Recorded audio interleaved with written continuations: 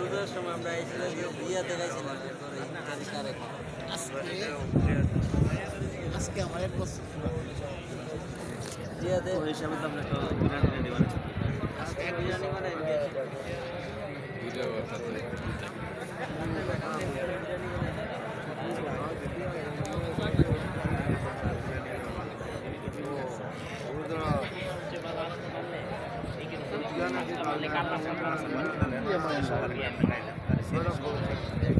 Video করা গেলে 1 বছরের হিসাবে একটা খাইলাম।